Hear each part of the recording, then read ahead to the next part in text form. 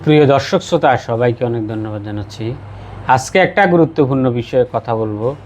তো দর্শক, আমরা দেখছি যে গত কয়েকদিন যাবৎ বাংলাদেশের রাজনীতিতে একটি উত্তপ্ত পরিস্থিতি বিরাজ করছে। একে অপরের প্রতি বাজে স্লোগান প্রকাশ করছে। ঘটনার সূত্রপাত হচ্ছে মিটফুটে। আমরা জানি যে রাজধানীর মিটফুটে একটি ঘটনাকে কেন্দ্র করে, একটি বর্বরোচিত ঘটনাকে কেন্দ্র করে এটার সূত্রপাত হয়। প্রথমে বুয়েটের মিছিল থেকে তারেক রহমানের প্রতি কিছু বাজে স্লোগান দেওয়া হয় এবং তার কাউন্টার হিসেবে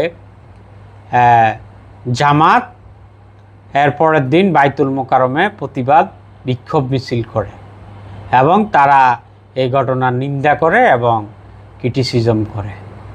কিন্তু বিএনপি সেই ক্রিটিসিজমকে তারা মেনে নিতে পারে নাই এবং ওই বুয়েটের স্লোগানকে তারা গুপ্ত বট বাহিনীর অপতৎপরতা হিসেবে অভিহিত করেছে এবং তাদের কর্মীরা এর পরের দিন তারা নয়াপল্টন থেকে শাহবাগে প্রতিবাদ বিক্ষোভ করে এবং জামাতকে বা জামাত শিবিরকে উদ্দেশ্য করে তারা বিভিন্ন ধরনের বাজে স্লোগান দেয় এবং তারা জামাতকে পাকিস্তানের রাজাকার হিসেবে তারা অভিহিত করে এবং এটা আবার জামাত এবং শিবিরের যারা কর্মী আছে তারা অনলাইনে এই বিষয়টা সহজভাবে নেয় নাই এবং তারাও বিভিন্ন সামাজিক মাধ্যমে এটার কাউন্টার স্লোগান হিসেবে বিএনপিকে দিতে থাকে।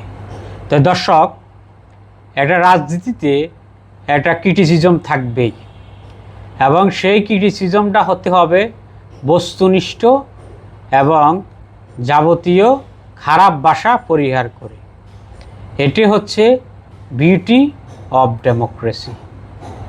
আমরা জানি যে বিএনপি জামাত গত প্রায় এক দশক যাবৎ তারা মিত্র ছিল, কিন্তু বাংলাদেশের রাজনৈতিক পট পরিবর্তনের পরে তারা এখন দুই মেরুতে অবস্থান করছে।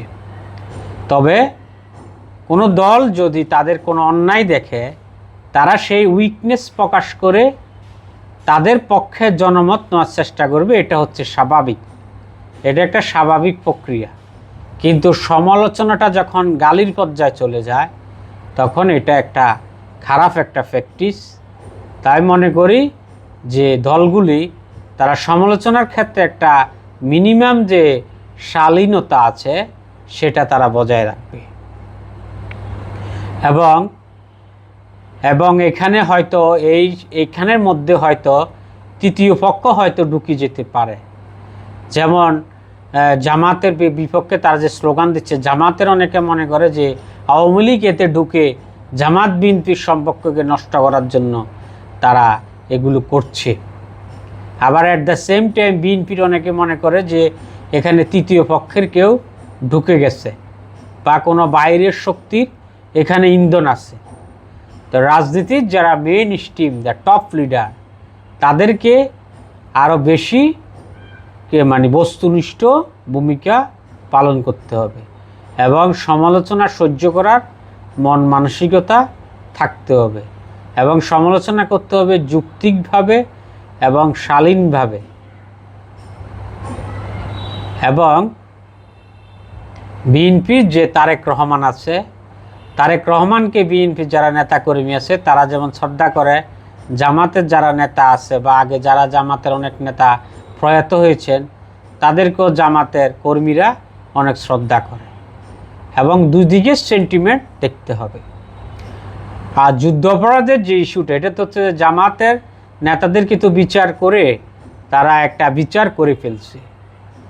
এখন ওইটা একটা একাডেমিক আলোচনা, জামাত ৭১ কেন বিরোধিতা করেছিল।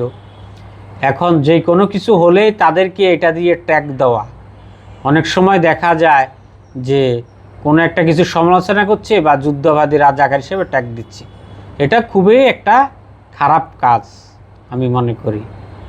তো বাংলাদেশ আগামী দিনে এগিয়ে যাওয়ার ক্ষেত্রে সমালোচনা যতটুকু দরকার এবং অহেতুক একজনের বিরুদ্ধে ভুয়া তথ্য ছড়ানো এটা উচিত না।